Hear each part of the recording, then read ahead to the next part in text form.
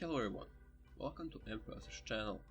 With this video I wanted to start a new series on this channel, where I will make a video about some underrated players of 2010s, including the 2009 to 2010 season.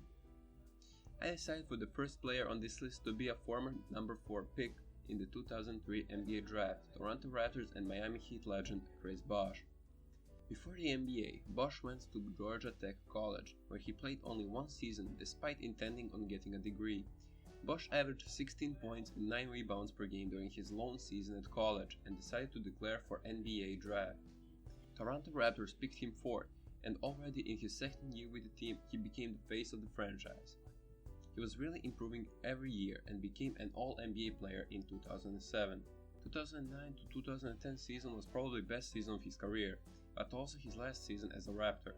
He averaged 24 points and 11 rebounds in that season, but Raptors underperformed, not making the playoffs, so Bosh decided that he needed a change of scenery. In summer of 2010, he formed a super team in Miami alongside longtime Heat superstar Dwayne Wade and one of the best players in the league at the time, LeBron James, who came from Cleveland to join the Heat. This was the team that everyone expected to win many rings, as it was star-studded and it had some really good role players. At the Heat, Bosh had to convert back to power forward, the position he did not like playing earlier in his career. His numbers took a hit as he was playing with two stars that demanded lots of possessions, but he still managed to average 19 points and 8 rebounds. The 2011 playoffs came, and in the finals LeBron played awfully and Bosh and Wade weren't good enough to bring the championship back to Miami, which many thought of as the biggest choke of all time. In 2012 and 2013 the Heat won back-to-back rings, finally doing what everyone expected them to do. In those playoff runs, Bosh's numbers took a big hit, as he only averaged 14 and 12 points per game respectively, but he got the 2 rings. In 2014, he again had a somewhat of a bigger role in the team and he started shooting threes at a much higher rate, proving that he constantly wanted to improve his game and develop. In 2014 playoffs, Bosh averaged 15 a game, but in the finals against the Spurs, Wade and Bosh really didn't show up to help LeBron, and they lost to Spurs in 5 games. After that, LeBron came back to the Cavaliers, which left Wade and Bosh together in Heat. At that moment, it seemed like Bosh would become the cornerstone of the Miami Heat franchise. He signed a 5-year, $118 million deal, which showed that Heat had him in their plans for the future. They also managed to keep Dwayne Wade on a $31 million 2-year deal. In 2014-15 season, Bosh showed that he still had a lot of fuel left in his tank.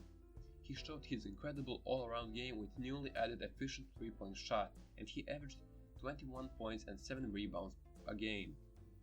He had 7 games with 30 points that season, but on the 21st of February 2015, his career started going downhill. Doctors discovered that Chris Bosh had a blood clot in his lungs, and that it would be incredibly dangerous to continue playing.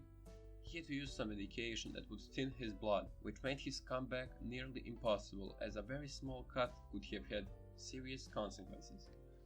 He did not return until the end of the 14-15 season, but wanted to make a comeback in the next season.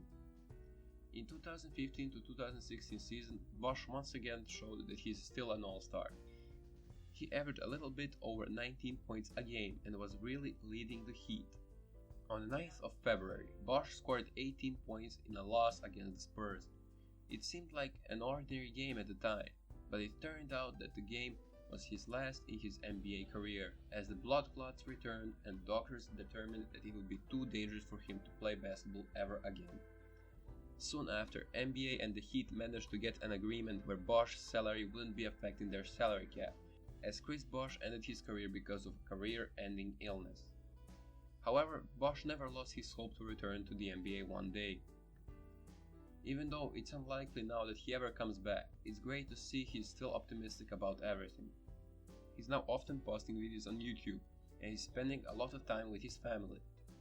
Despite being highly underrated throughout his whole career, everybody knows his name and he will remain remembered as a legend.